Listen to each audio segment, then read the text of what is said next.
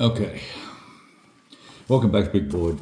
I think the neighbors' frantic gun shooting has probably wound down for a little bit, but now I have a truck reversing, so it's just all go here on a Sunday.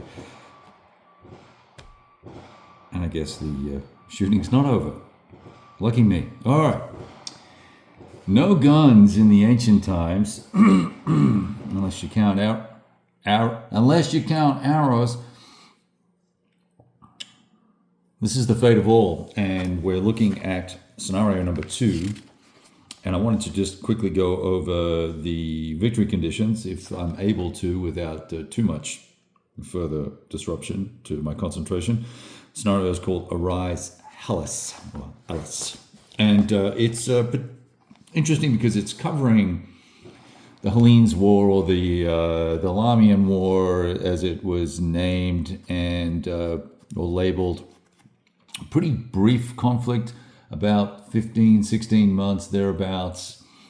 And primarily the protagonists were, of course, the Macedonians, who were in a little bit of disarray because Alexander had recently died, and that news had just kind of hit around the July timeframe of 323 BC. And so some of the more feisty Greeks had decided that it was time for basically what amounts to a civil war, in essence. If you look at the rejection, look at them as rejecting the empire of the Macedonians, and they had conquered and placated all of the various tribes or provinces, however you would like to refer to them, sort of the micro tribes. The Thessalians, Hellas itself, the Spartans had been subjugated as well.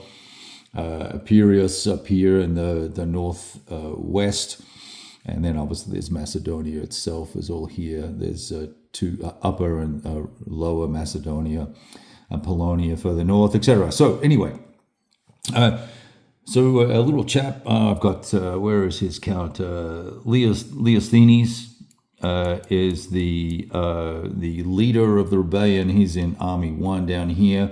The reason why he starts down in Sparta is he was off recruiting mercenaries to assist in his efforts, I should say.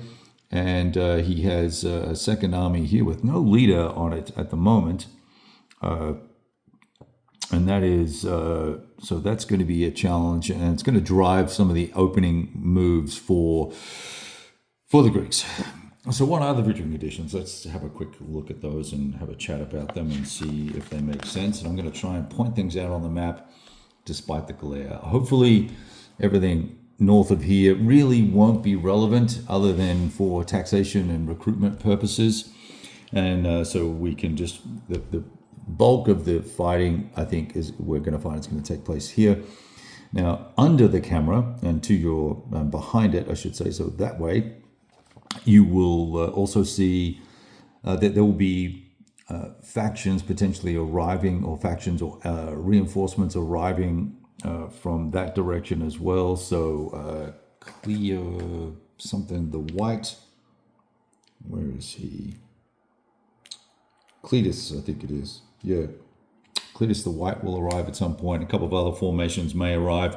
That's a die roll based thing. It's based on a certain time of the year.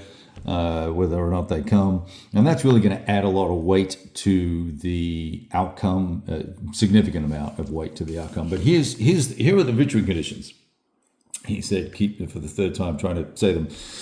So the Macedonians win if they control all of the provinces they currently control. Which, so basically, you can look at all these provinces here. That's a city control. That's a city control. And I believe that's a city control here. They don't control Hellas, and they don't control Thessalia. Yeah. So, and these are also city or port controls. So they win if they control everything that they previously controlled. And here's the kicker: Thessalia. They've got to control Thessalia as well. And 2 or more cities in Hellas, not including Athens, and it controls, or it controls, has that an and or? if all the following conditions are met at the end of any turn. It also, so it says it controls Athens or has it under land blockade. The Greek faction wins if at the end of any turn the city of Pella is Greek controlled. So that's just not going to happen. I mean, that is just not going to happen. So we're not going to worry about even looking at that, I don't think. And the Macedonian faction has, the Greeks win if the Macedonian faction has not fulfilled its victory conditions by the end of the scenario, then the Greek faction wins. So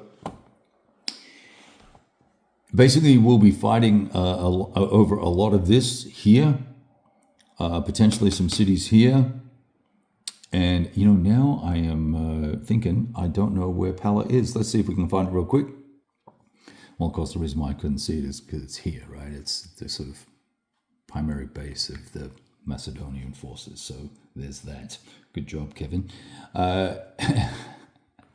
Force mix is interesting. At the opening of this particular little civil war, we have 99 combat factors for the Greeks in total, and 87 for the Macedonians. So it's a pretty much an evenly matched fight, with the Macedonians have a concentration of forces here. That's 2 out of the 3. There's a third army down here that they have, and they've got a couple of little fleets as well. But this smaller army that has 19 combat factors in it, so it's immediately potentially going to face off against the 3 primary armies of the Greeks, which tally up to about 78 factors of combat value. So there might be an early win there, which historically is what happened. I believe Leosthenes probably picked up this army along the way,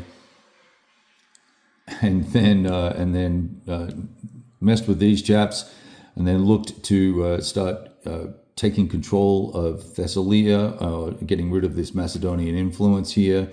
There's a garrison here with supply, phalanx garrison here. Each of these cities, by the way, as you probably know if you've had a quick look at the rules or you own the game, has its own innate garrison that we would need to reduce to attack it. One of the things I had originally looked at was, should Leosthenes try and take control of Sparta at the outset, because it's independent when it starts. And so that's a correction to my earlier commentary about who controls what and the hegemony of Macedonians. The Spartans were independent still. So in any case, would it be worthwhile for this army to try and take out the city of Sparta, pick up the tax revenue that comes from it, and also the potential to recruit? Although I don't think that's going to matter too much. There's a pool of reinforcements that the Greeks get, and it's not very large, and none of them are Spartans. So that probably won't help very much, other than giving us a little extra tax revenue. And so this force would be hard pressed at 2-1 to take out the Spartan city, because it's rather large and has a large garrison. So in its first turn, opening turn, the Greeks go first. That will probably consolidate into try and move these 2 armies together. I've got a second leader, I think, in this stack. Do I? Please tell me I do. I don't think I do. Dang it. That's going to cause problems. All right. Well, I'm going to have to move both of these forces, consolidate under one into one, and hopefully take this out in the first game turn, if not the second.